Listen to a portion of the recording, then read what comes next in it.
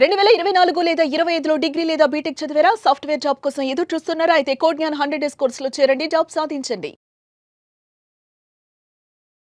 నమస్కారం సుధీర్ వర్మ గారు. నమస్తే సిరి, గుడ్ మార్నింగ్. సో బేసిక్‌గా మీరు ఎన్నో బిజినెస్ ఐడియా ఇచ్చారు. కానీ మాకు అన్నీ నచ్చాయి. ఇప్పుడు పెట్టబోవడానికి చాలా తక్కువ పెట్టుబడి ఉంది. కానీ లాభాలు మాత్రం ఎక్కువగా రావాలి అనుకుంటున్నాం. అలాంటి వారికి మీరిచ్చే బిజినెస్ ఐడియా ఏంటి? లో ఇన్వెస్ట్మెంట్లో ఎక్కువ రిటర్న్స్ వచ్చే బిజినెస్ ఐడియాస్ ఇవాళ మార్కెట్లో కోకొల్లలుగా ఉన్నాయి. అయితే ఈ స్టార్ట్ చేయబోయే తాలూకా పర్సన్ మైండ్ సెట్ ఏంటి, ఎంతవరకు కమిటెడ్గా ఉన్నారు ఆ బిజినెస్ చేయడానికి, అండ్ మోర్ ఓవర్ మార్కెట్లో దాన్ని ఎంత బాగా ప్రమోట్ చేసుకుంటే ఏ బిజినెస్ అయినా అంత సేల్స్ జరుగుతాయి. జస్ట్ మనం తయారు చేసి ఇంట్లో ఉంచుకున్నంత మాత్రం ఏం ఉపయోగం లేదు. అయితే ఎక్కువ డిమాండ్ ఉన్న ప్రొడక్ట్స్ అనేసరికి యూజువల్గా మనకి గిఫ్ట్స్ కానీ, క్లాతింగ్ సెగ్మెంట్ కానీ, ఫుడ్ సెగ్మెంట్ కానీ ఎక్కువ రిటర్న్స్ తీసుకొస్తాయి. అండ్ ఎస్పెషల్లీ ఈ క్లాతింగ్ సెగ్మెంట్ వరకు వచ్చేసరికి రెగ్యులర్గా కాటన్తో మాత్రమే కాకుండా ఇవాళ కొత్త కొత్త ఐటమ్స్తో కూడా థ్రెడ్ తయారు చేసి బట్టలు తయారు చేస్తున్నారు. యూజువల్గా ప్లాస్టిక్ రీసైకిల్ చేసి చేస్తున్నారు. కొన్ని రకాల మొక్కల్ని ఫైబర్ కింద తయారు చేసి వాటి నుంచి దారం తయారు చేస్తున్నారు. అయితే రీసెంట్గా ఒక ఏరియాలో రాజస్థాన్లో ఒక సైంటిస్ట్ ఏం చేశారంటే, యూజువల్గా ఈ చికెన్ షాపులు ఉంటాయి చూసారా, చికెన్ షాప్ ఏం చేస్తారు, చికెన్ని కట్ చేసి ఆ వేస్టేజ్ వీకలన్నీ పీసి పక్కన పడేసి చికెన్ కట్ చేసి ఇచ్చేస్తారు. ఈ పక్కన పడేసిన ఈ హెన్ తాలూకా ఫెదర్ ఉంటుంది, ఫెదర్ నుంచి కూడా మళ్ళీ కొత్తగా దారం తయారు చేసి ఆ దారంతో బట్టలు తయారు చేసి మార్కెట్లో మళ్ళీ అమ్ముతున్నారు. అంటే యూజువల్గా రీసైకిల్ చేయడానికి ఇది ఒక కొత్త ప్రాసెస్ అనమాట. యూజువల్గా స్లాటర్ హౌసెస్లో వేస్టేజ్ చాలా ఎక్కువ ఉంటుంది.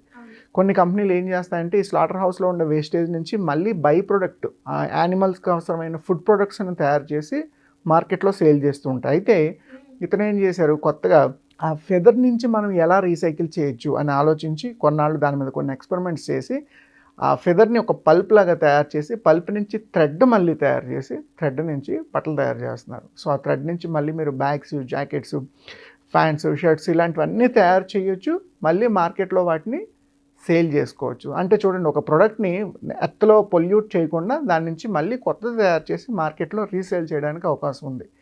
ఇవి ఏ విలేజెస్లో స్టార్ట్ చేసినా, లేదు ఎక్కడైతే ఈ చికెన్ స్లాటర్ హౌసెస్ ఎక్కువగా ఉంటాయో, చికెన్ పౌల్ట్రీస్ కానీ ఎక్కువైతే ఉంటాయో అటువంటి చోట చిన్న చిన్న ప్లాంట్స్ లాంటి వీటిని పెట్టుకున్నా, లేదా ఆ వేస్టేజ్ని కలెక్ట్ చేసుకొని మీరు మీ ఏరియాలోనో, మీ విలేజ్లోనో, సిటీలోనో కూడా ఒక చిన్న ప్లాంట్ లాగా సెటప్ చేసి దాని నుంచి థ్రెడ్ తయారు చేసి ఈ థ్రెడ్ని మళ్ళీ స్పిన్నింగ్ మిల్స్కి కానీ లేదా బట్టల మిల్లుకి కానీ మళ్ళీ అమ్ముకునే అవకాశం ఉంది.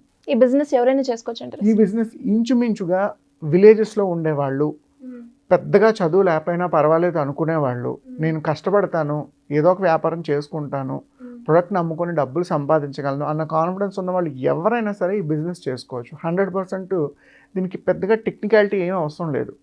ఒక వారం 10 రోజులు కావాల్సిన ట్రైనింగ్ తీసుకొని ఆ క్వాలిటీని ఎంత బాగా ఇంప్రవైజ్ చేయగలిగితే ఆ మెటీరియల్ అంత బాగా సేల్ అవుతుంది. సో ఇంచుమించుగా ఎవరైనా చేసుకోవచ్చు. ఎస్పెషల్లీ ఉమెన్ కానీ యూత్ కానీ చేసుకోవడానికి ఇంకా కన్వీనియంట్గా ఉంటుంది. ఎందుకంటే ఇంట్లోనే ఎక్కువ సమయం ఉండొచ్చు. ఇంటి దగ్గరలోనే ఒక చిన్న ప్లాంట్ సెటప్ పెట్టుకొని 4-5 మహిళలు కలిసి కూడా ఈ బిజినెస్ని ఈజీగా స్టార్ట్ చేసుకోవచ్చు. దీని ప్రాసెస్ ఏ విధంగా ఉంటుంది సార్? ప్రాసెస్ ఖచ్చితంగా దీనికి కావాల్సిన లైసెన్సులు ముందు తీసుకోవాలి. అంటే మనం ఒక ప్లాంట్ సెటప్ చేస్తున్నామంటే, ఒక బయోడిగ్రేడబుల్ ఐటమ్ని తీసుకొచ్చి దాని నుంచి కొత్త ప్రోడక్ట్ తయారు చేస్తున్నామంటే దానివల్ల ఎన్విరాన్మెంట్కి ఎటువంటి ఎఫెక్టు లేదు, అటువంటి ఎన్ఓసి ఒకటి తీసుకోవాల్సి ఉంటుంది. అట్ ద సేమ్ టైం ఈ ప్రొడక్ట్ తయారీ ప్రాసెస్ ఏదైతే ఉందో దానికి అవసరమైన పేటెంట్ ఒకటి తీసుకోవాలి. 3 ఈ బిజినెస్ చేయడానికి కావాల్సిన లైసెన్స్ పర్మిషన్ తీసుకోవాలి.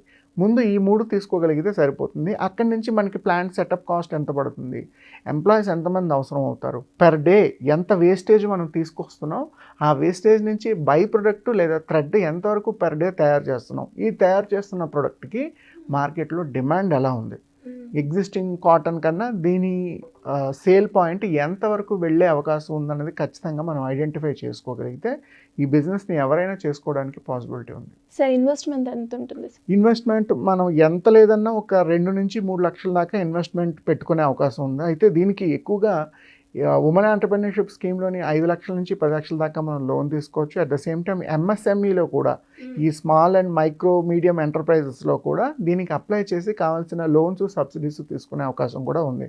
మనకి స్టేట్ వైజ్గా సెంట్రల్ వైజ్గా ఇటువంటి ఎకో ఫ్రెండ్లీ ప్రొడక్ట్ని ఎకో ఫ్రెండ్లీ స్టార్టప్ని మొదలు పెడుతున్నందుకు ప్రోత్సాహకాలు ఎక్కువ ఉంటాయి, సబ్సిడీలు ఎక్కువ ఉంటాయి, అండ్ ప్రొడక్ట్ని మార్కెట్లో పంపించుకోవడం కూడా ఈజీ. అంటే చూడండి, ఒక పక్కన పొల్యూషన్ తగ్గించే ప్రొడక్ట్ని తయారు చేస్తామని మనం ఒక యూనిక్ సెల్లింగ్ పాయింట్ పెట్టుకోవచ్చు. At the same time women entrepreneurship model కింద కూడా ఈ ప్రొడక్ట్ని మార్కెట్లో చూపించుకోగలిగితే ఒక సెల్లింగ్ పాయింట్ ఉండాలి ఏ బిజినెస్కైనా, ఒక సెంటిమెంట్ ఎమోషన్ ఉండాలి ఖచ్చితంగా.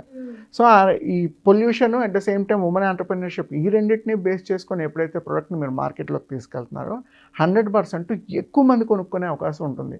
సో అలా 2 to 3 lakhs రూపీస్ ఇన్వెస్ట్మెంట్లో పెర్ మంత్ అయ్యేసరికి సేల్ ప్రొడక్షన్ ఎంత పెరుగుతుంది, మనం ఒక 5 lakhs నుంచి 6 lakhs రూపీస్ ఏమైనా సంపాదించగలమా, ఇందులో ఒక 3 లక్షలు 4 లక్షలు ఖర్చులకు పోయినా ఇంకొక 2 లక్షలైనా ప్రాఫిట్ మిగులుతుందా, లేదా ₹1,00,000 ప్రాఫిట్ మిగులుతుందా అన్న ఆస్పెక్ట్లో ఆలోచించి సేల్స్ పెంచాలి. అంతే తప్ప జస్ట్ ప్లాంట్ సెటప్ చేసేసి రోజుకు ఒక బ్యాచ్ తయారు చేసామనుకోండి, అది మార్కెట్లో అమ్ముడైనా వచ్చిన డబ్బులు సరిపోవు. సో ప్రొడక్షన్ కెపాసిటీ కూడా పెంచాలి బిజినెస్ చేసేటప్పుడు, ఏదో జస్ట్ నామకే వాస్తే అయితే చేయకూడదు. ఈ పద్ధతులు ఎప్పుడైతే పాటిస్తామో ఎంత లేదన్నా నెల అయ్యేసరికి ఒక 1 lakh నుంచి 2 lakh రూపీ దీని మీద మిగిల్చుకోవచ్చు. అండ్ మోర్ ఓవర్ ఈ టెక్నాలజీ పేటెంట్ ఏదైతే ఉందో ఎక్కువ మందికి ఇస్తున్న కొద్దీ మీకు ఎక్కువ అవకాశాలు కనిపిస్తాయి. అట్ ద సేమ్ టైం దీని మీద ట్రైనింగ్ ప్రోగ్రామ్స్ యూట్యూబ్లోని ఇన్స్టాగ్రామ్లోని ప్రమోట్ చేస్తున్న కొద్దీ మీ సేల్స్ కస్టమర్స్ పెరుగుతుంటారు.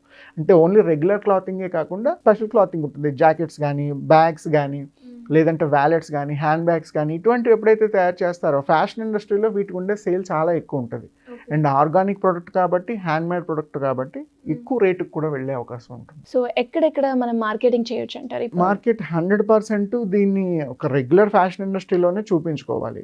ఎక్స్క్లూజివ్గా ఇక్కడే ప్రొడక్ట్ వెళ్తుంది, ఇక్కడ ప్రొడక్ట్ వెళ్ళదు అన్నది ఏమీ లేదు.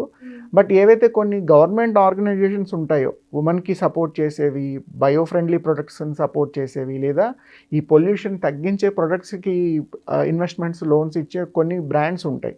అటువంటి వాటిని మీరు ఎప్పుడైతే అప్రోచ్ అవుతారో మీకు ప్రొడక్ట్ సెల్లింగ్ ఈజీ అవుతుంది. ఇవన్నీ ఈరోజు నైకీ, అడిడాస్ లాంటి టాప్ బ్రాండ్స్ కూడా ఎకో ఫ్రెండ్లీ ప్రొడక్ట్స్కి, బయోడిగ్రేడబుల్ ప్రొడక్ట్స్కి ఇంట్రెస్ట్ చూపిస్తున్నాయి. ఈవెన్ ప్లాస్టిక్ నుంచి కూడా మళ్ళీ కొత్తగా షూస్, గ్యాడ్జెట్స్ తయారు చేసి అమ్ముతున్నారు. బట్ అటువంటి వాళ్ళకి మనం ఒక ప్రొడక్ట్ కింద చూపించామనుకోండి, వాళ్ళు డైరెక్ట్గా మీ దగ్గర నుంచి తయారవుతున్న ప్రొడక్ట్ని అంతని పర్చేస్ చేసుకొని వాళ్ళ ఓన్ది ఒక బ్రాండ్ లేబుల్ వేసి మళ్ళీ మార్కెట్లో లాంచ్ చేసే అవకాశం ఉంది. అంటే ఎగ్జాక్ట్లీ ఇదే జరుగుతుందని చెప్పట్లేదు.